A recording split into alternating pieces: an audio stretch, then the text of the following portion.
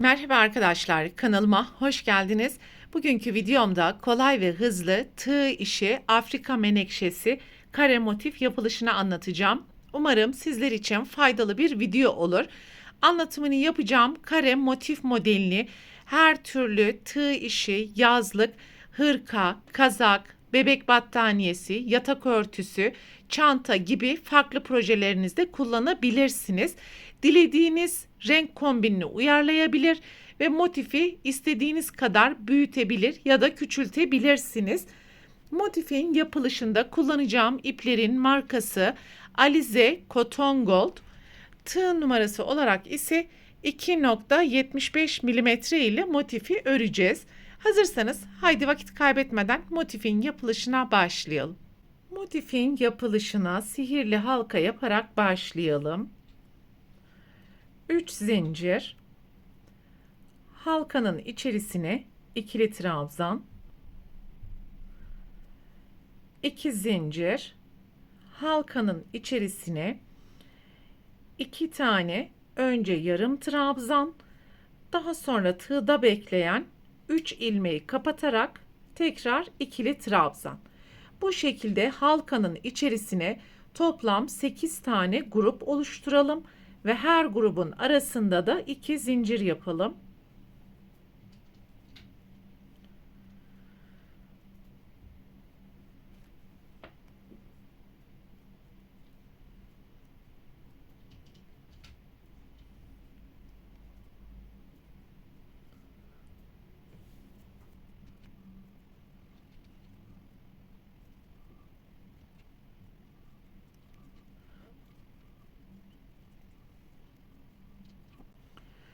Toplam 8 tane grubu oluşturdum. 2 zincir, ilk yapmış olduğumuz trabzanın tepesine kaydırma, 1 zincir, ipi burada keserek ikinci renge geçiş yapalım.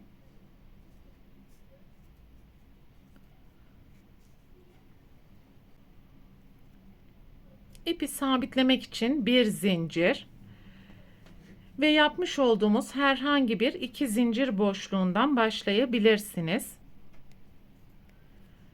3 zincir, aynı boşluğun içerisine 2 ikili trabzan,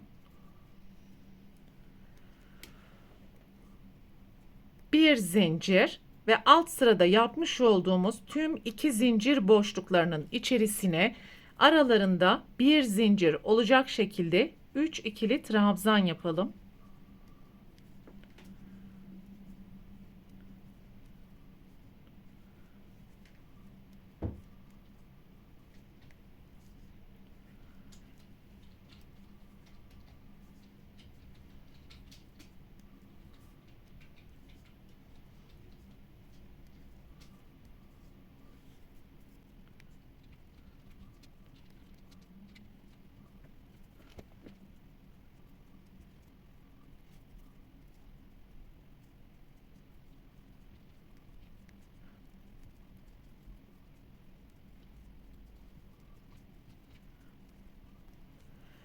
Son boşluğun içerisine de 3 trabzan yaptım. 1 zincir, ilk zincirin tepesine kaydırma, 1 zincir yaparak ipi keselim ve sonraki renge geçiş yapalım.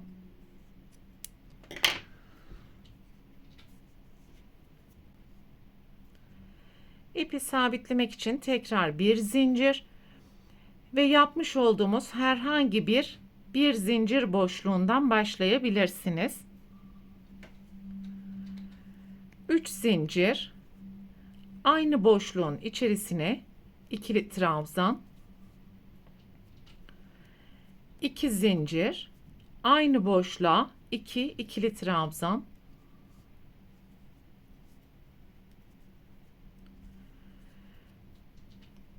1 zincir, sonraki 1 zincir boşluğuna 2 trabzan, 2 zincir, 2 trabzan,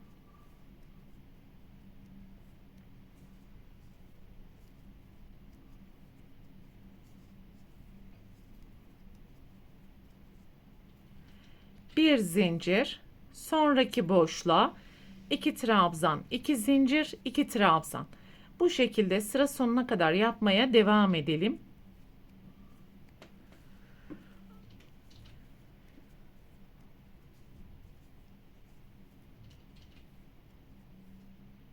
Sıranın sonuna ulaştığımız zaman bir zincir, ilk zincirden başlayarak 2 zincir boşluğuna kadar kaydırma yapalım.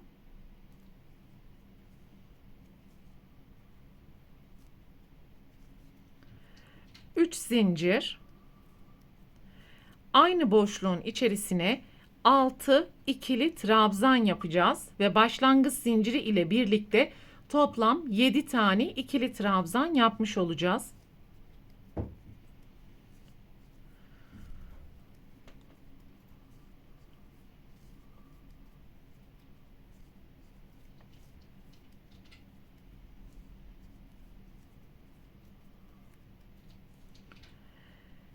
Bir zincir, sonraki 2 zincir boşluğuna 7 ikili trabzan,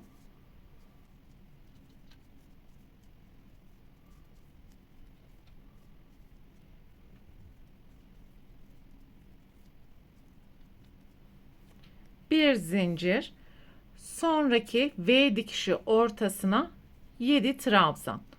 Bu şekilde sıra sonuna kadar yapmaya devam edeceğiz.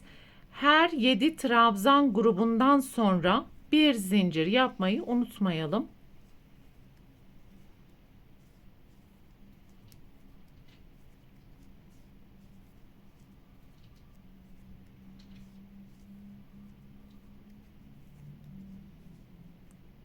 Sıranın sonuna ulaştığımız zaman bir zincir, ilk yaptığımız zincirin tepesine kaydırma, bir zincir yaparak ipi burada keselim ve sihirli halka için kullanmış olduğunuz renk ile devam edebilirsiniz.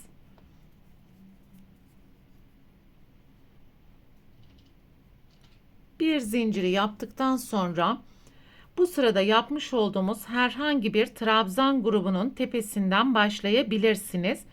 Birinci trabzanın tepesinden ipi sabitleyelim.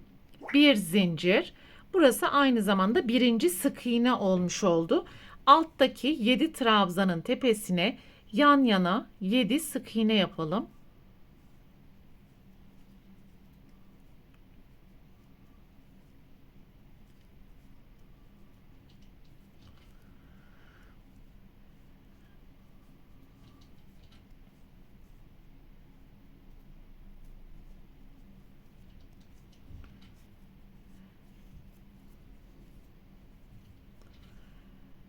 Ve 7 tane sık iğneyi yaptıktan sonra birinci sarı renk sırasının zincir boşluğundan ilmek alarak ve ipi yükselterek sık iğne yaptık.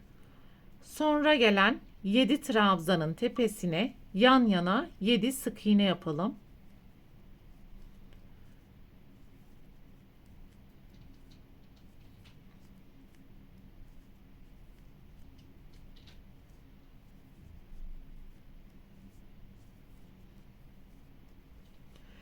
Tekrar sarı rengin birinci sırasındaki bir zincir boşluğundan ilmek yükselterek sık iğne ve sonra gelen 7 trabzanın tepesine yan yana 7 sık iğne.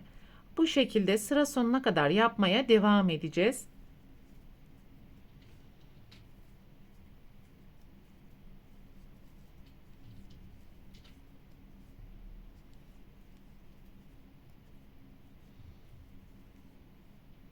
Motifin 5. sırasında sıra sonuna geldiğimiz zaman alttaki 7 trabzanın tepesine de yan yana 7 tane sık iğne yaptım ve en son alttaki boşluktan ilmek yükselterek sık iğne, burada ipi keserek gizli birleştirme yapacağız. Yapmış olduğum bu ilmeğin içerisinden çıkarttım ve ilk sık iğnenin tepesinde görünen 2 ilmeğin içerisinden kesmiş olduğumuz ipi geçirelim.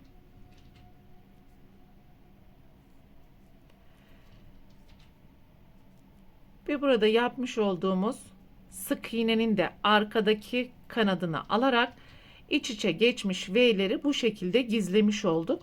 Bu ipi de çok fazla sıkmadan arka taraftaki ilmeklerin arasından gizleyelim.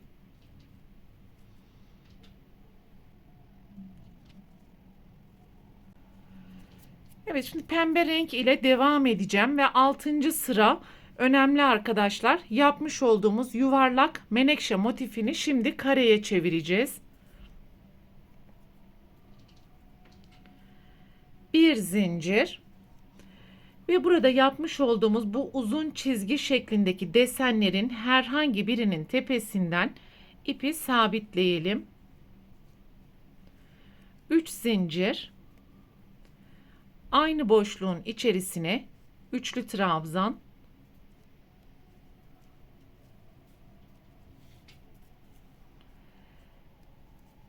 iki zincir, aynı boşluğa 2 üçlü trabzan,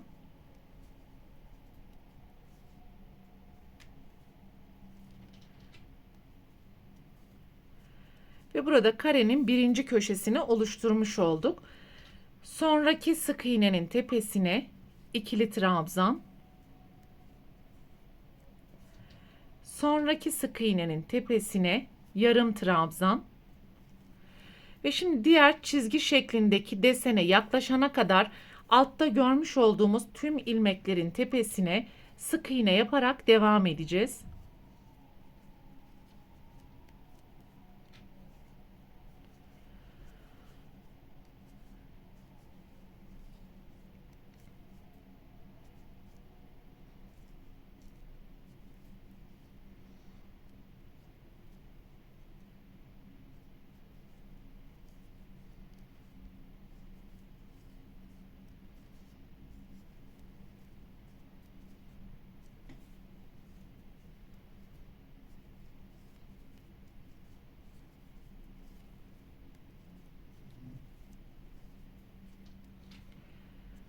Ve bakın burada bu çizgi şeklindeki desenin ilmeğine gelmeden önce 2 tane sık iğne kaldı. Şimdi buraya ikinci köşeyi oluşturacağız. Önce bir yarım trabzan, sonraki sık iğnenin tepesine ikili trabzan ve tam çizgi şeklindeki ilmeğin tepesine 2 üçlü trabzan, 2 zincir, aynı boşluğa 2 üçlü trabzan yapalım.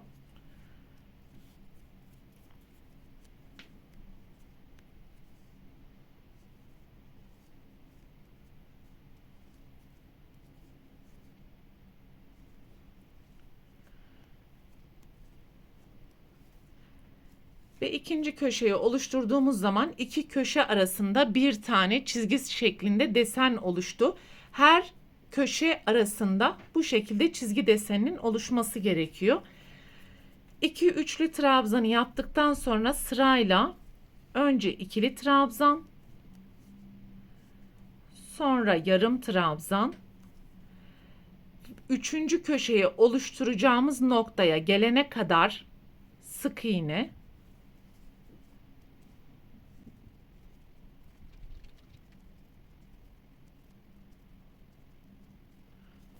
çizgi şeklindeki desen burası ve 2 tane sık iğne kaldı. Köşeyi oluşturmadan önce sırayla yarım trabzan, ikili trabzan ve tam köşeye 2 üçlü trabzan, 2 zincir, 2 üçlü trabzan.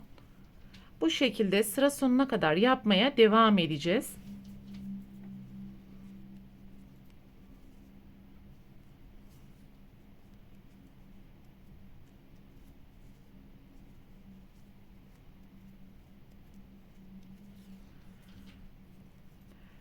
Dilerseniz özellikle köşeler için ekran görüntüsü alabilirsiniz.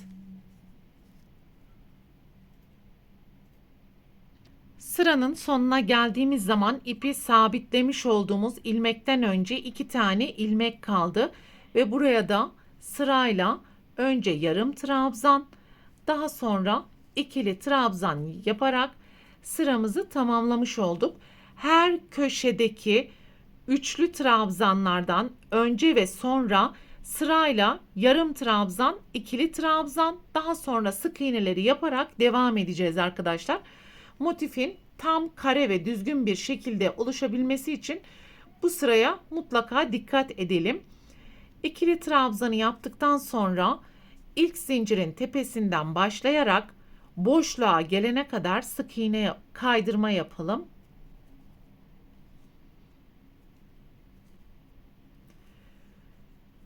Üç zincir, aynı boşluğun içerisine ikili trabzan, 2 zincir, aynı boşluğa 2 ikili trabzan ve artık diğer köşeye gelene kadar altta görmüş olduğumuz tüm ilmeklerin tepesine ikili trabzan yaparak devam edeceğiz.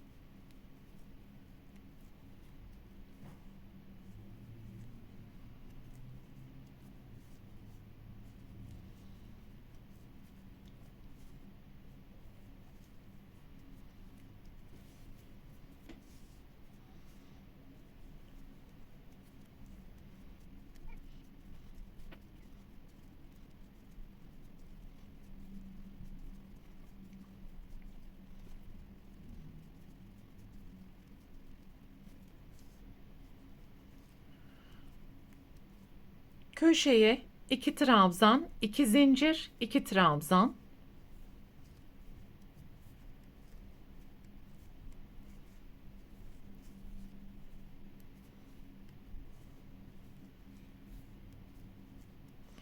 Ve diğer köşeye gelene kadar alttaki trabzanların tepesine ikili trabzan, sonraki köşelere de 2 trabzan, 2 zincir, 2 trabzan yaparak sıra sonuna kadar devam edelim.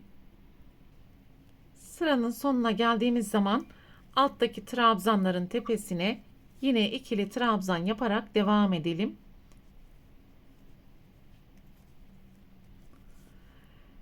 Köşedeki birinci üçlü trabzanın tepesine ikili trabzanı yaptım. İkincisinin tepesine tekrar ikili trabzan ve ilk yapmış olduğumuz zincirin tepesine kaydırma yaparak bir zincirden sonra ipi kesebilirsiniz. Ve böylelikle motifin tüm yapılış aşamalarını tamamlamış olduk arkadaşlar. Bu videoda anlatacaklarım bunlardan ibaretti. Umarım sizler için faydalı bir video olmuştur. Sonraki eğitim videosunda görüşene dek lütfen kanalıma abone olarak videomu beğenmeyi unutmayın. Hoşça kalın.